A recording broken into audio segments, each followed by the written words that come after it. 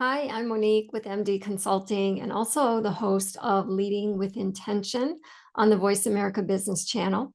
I'd like to talk to you a little bit today about how to read people. I get this all the time in coaching. My clients come to their sessions and they are pretty aware, or someone has told them that they're not very good at reading people or reading the subtle signs of people in a room or during a meeting. So I want to give you a couple of tips, things to think about when it comes to reading people.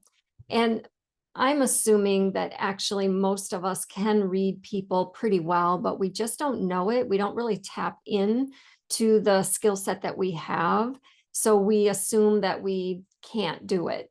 But once I read off some of these things, just think about whether or not you're able to actually read people better than what you think. So really, when you're with someone or in a group, you need to focus. You need to center yourself, eliminate distractions, and focus on the person that you're with. Many times, distractions will keep us from being able to read those subtle cues that other people are giving off. So if you can eliminate distractions, that's something completely under your control that you can do to help you focus on the other person. Next, you need to observe what you are seeing. So look at someone's body language. I'm pretty sure that many of you can tell from someone's body language if they're angry or if they're happy or if they seem kind of depressed or closed off. So really look at the body language. And there's a lot of assumptions you can make from body language, but you have to take everything into context. What they say, plus their body language and the tone of voice. You can't really judge body language all by itself. So you need to observe and focus and look at everything that is happening in the environment that you're in when you're with this person or with these groups of people. You need to listen. And I find that most people prefer to talk rather than listen.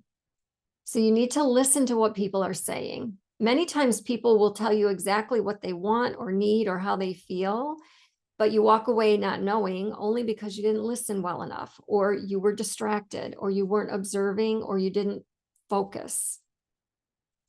Ask questions. When you ask questions, that tells the other person you are truly, authentically interested, and they'll talk more, and then you can listen more. Good questions to ask are open-ended questions that start with the word how or what or when or who, because that allows the other person to explain more. It draws information out of them. Have empathy.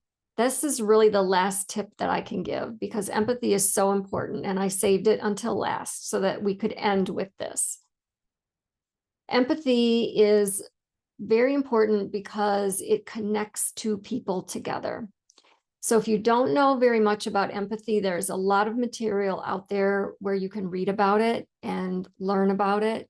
But when you have empathy for someone, it helps them realize that you care, that you are listening, that you want to hear more.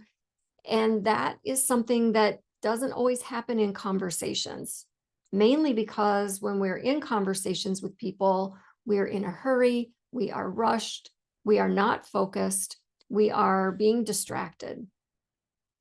So think about some of these tips and see if there are some that maybe you can brush up your skill set on. If you want more information about this, I have written extensively about these types of skills in my blogs that come out twice a month.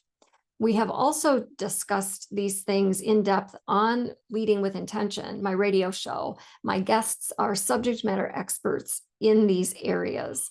So you can always go back and look at the on-demand versions of my show and get plenty of information and resources. I hope this was helpful, but do visit my website at mdconsultingglobal.com. Bye-bye. Take care.